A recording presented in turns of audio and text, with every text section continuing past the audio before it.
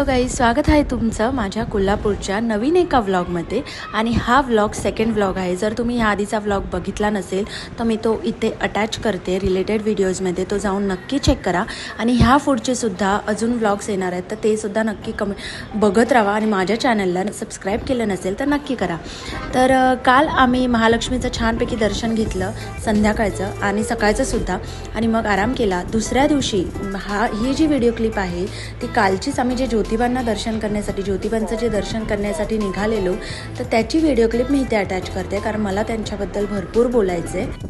ज्योतिबा मंदिर हे कोल्हापूर जिल्ह्यातलं मंदिर आहे, प्रसिद्ध मंदिर आहे. आणि या देवतेला म्हणजे ज्योतिबा या देवतेला ज्योतिर्लिंग, केदारनाथ, रवळनाथ आणि सौदागर अशा विविध नावांनी सगळीकडे उल्लेख केला जातो. कोल्हापूर शहराच्या आसपास पन्हाळा, गगनबावडा, इचलकरंजी, जयसिंगपूर, नृसिंहवाडी, खिद्रापूर, विशाळगड, राधानगरी, दाजीपूर अभयारण्य, शाहूवाडी तसेच धार्मिक क्षेत्र वाडी रत्नागिरी येथील ज्योतिबा खोची, तेथील भैरवनाथ मंदिरसुद्धा इकडे खूप फेमस आहे. कोल्हापूरला श्रीमंत छत्रपती शिवाजी महाराज यांची गादी म्हणून ओळखलं जातं, आणि जे की खूप अभिमानाची गोष्ट आहे. श्रीमंत छत्रपती शाहू महाराज यांच्या काळात या शहराचा खूप मोठा विकास झाला.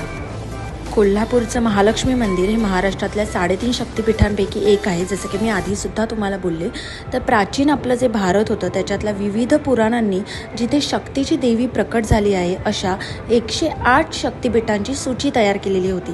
आणि त्यामध्ये आजचे वर्तमानाचे जे कोल्हापूर शहर आहे, आजचं प्रेझेंटेबल जे वर्तमान कोल्हापूर शहर जे आपलं आहे ते करवीर क्षेत्राच्या महालक्ष्मीचे तिथे विशेष महत्त्व आहे. आणि हे मंदिर कोल्हापूरच्या 6 शक्तींपैकी एक आहे, जिथे कोणतीही इच्छा पुरी होण्याबरोबरच त्याला मुक्तीही मिळू शकते. यासाठी या स्थळाला काशीच्या तुलनेत जास्त महत्त्व प्राप्त झालेलं आहे. कोल्हापूरमधली सगळी मंदिरं वास्तुकला रचनेवर आधारित आहेत, आणि तिथे नक्षीकाम जे केलेलं आहे मंदिरांवर ते सुद्धा अगदी डोळे टिपून आपण बघत राहावं ना असं नक्षीकाम केलेलं आहे. ते तिकडच्या देवांची मूर्तीसुद्धा अगदी नजर लागेल अशी आहे. आणि महालक्ष्मी मंदिर आणि ज्योतिबा मंदिर तर मला एस्पेशली खूप खूप आवडलं. कोल्हापूरच्या महालक्ष्मी मंदिरापासून ज्योतिबांचं मंदिर हे हार्डली, जर तुम्ही बाईकने ऑन रोड जात असाल तर तुम्हाला हार्डली 38-39 मिनिट्स लागतील. तर आम्हीसुद्धा पोचून गेलो आहे. ऊन थोडंफार कमी होतं, जास्त करून थंड हवा होती, आणि खूप छान वाटत होतं. कोल्हापूरमध्ये असं वेगळंच वातावरण वाटतं, आणि एक आपुलकी असते. कोल्हापूरची लोकं खूप छान आहेत असं बोलतात, आणि आम्हाला त्याचा प्रत्यक्ष अनुभवसुद्धा आला. त्यामुळे खूप छान मला हे शहर, म्हणजे मी ह्याआधीसुद्धा बऱ्याच वेळा इथे येऊन गेली आहे, पण राहुल आणि माझ्या मिस्टरांसोबत आणि माझ्या मुलीसोबत मी पहिल्यांदा येते, आणि त्यांना मला हे सगळं बघताना मला खूप आनंद वाटतो. आणि मलासुद्धा कोल्हापूरमध्ये फिरायला भरपूर आवडतं, कारण तिकडचं जे फूड आहे, आणि मेन मला पॉईंट आहे कोल्हापूरचा जो फूड आहे, आणि मला ते खूप आवडतं. आणि आम्ही बऱ्याच गोष्टी एक्सप्लोअर केल्या, त्या तुम्हाला पुढे व्हिडिओजमध्ये नक्की कळतील.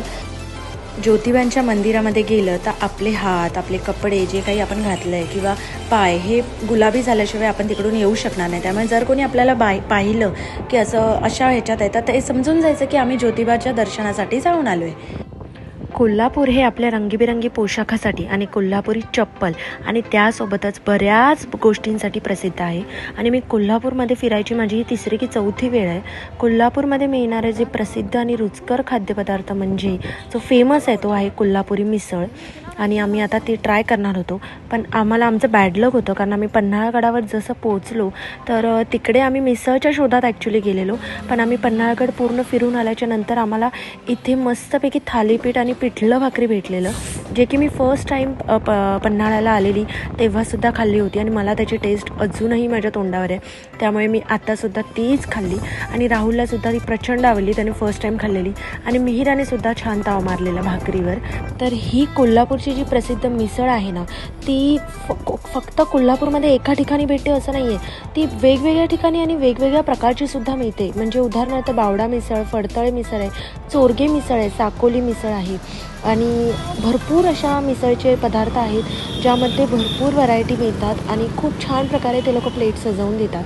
त्यानंतर मग आम्ही संध्याकाळी घरी आलो 5च्या आसपास. मग मिहिराला थोडंफार झोपवलं, आणि त्यानंतर जवळच तलाव होता, तर तिकडे आम्ही फिरायला जायचं ठरवलं. तलाव म्हटलं की डोळ्यासमोर उभा राहतो तो रंकाळा तलाव आणि कोल्हापूरची रंकाळा चौपाटी असं त्याला संबोधलं जातं. हे कोल्हापूरच एक मुळात प्रेक्षणीय स्थळ आहे, त्यामुळे तिकडे आतमध्ये सुद्धा बरीच अशी छोटी छोटी प्रेक्षणीय स्थळं आहेत. रंकाळा तलाव मी बऱ्याच वेळा बघितलेला होता आणि मेहराने इथे अगदी म्हणजे खायचे आयटम, आईस्क्रीम वगैरे भरपूर काही स्टॉल्स लागलेले आणि मी भरपूर वर्ष आधी आलेली आणि त्यानंतर इकडची जागा पूर्णपणे चेंज झाली आहे. आम्ही फर्स्ट ऑफ ऑल तिकडे आधी फिरून थोडंफार फिरलो आम्ही, पण जास्त लांब नाही गेलो. आधी आम्ही रगडापुरी वगैरे छानपैकी खाल्ली, कारण आम्हाला भूक लागली होती. संध्याकाळी आम्ही काही चहा वगैरे सुद्धा घेतला नव्हता. त्यानंतर तिकडे बराच वेळेस टाईम स्पेंड केल्यानंतर आम्ही हॉटेलवर येताना ऑन द वे आम्ही चिकन 65 सुद्धा ट्राय केलं, which is a very famous in Kolhapur. Chicken 65 मी ह्या आधी सुद्धा इकडे खाल्लं होतं आणि सेम टू सेम टेस्ट या एवढ्या बऱ्याच वर्षांनी खाऊनसुद्धा इथे मिळते. त्यानंतर आम्ही आलेलो सरदेसाई गोळी बिर्याणी खायला, which is very famous in Kolhapur. आणि इकडची जी बिर्याणी आहे त्याची काय टेस्टच वेगळी आहे यार. म्हणजे त्यांचा जो तांबडा पांढरा रस्सा आहे त्याच्यामधला तांबडा रस्सा आम्हाला खूप आवडला आणि स्पेशली बिर्याणीमध्ये ते जे लोक कबाब असं म्हणता नाही येणार, पण खूप छान असं काहीतरी पदार्थ टाकला त्याच्यामध्ये, ते मी तुम्हाला नाही सांगत. पण जर कोल्हापूरमध्ये गेलात तर इकडे बिर्याणी नक्की ट्राय करा. तर असा गेला आजचा आमचा दिवस. आम्ही थोडंफार नंतर फिरलो आणि त्याच्यानंतर हॉटेलवर आलो आणि हे आहेत आजचे आमचे काही फोटोज. जर तुम्हाला व्हिडिओ आवडला असेल तर नक्की लाईक करा आणि चॅनलला सबस्क्राईब करा. Thank you so much. भेटूया लवकर.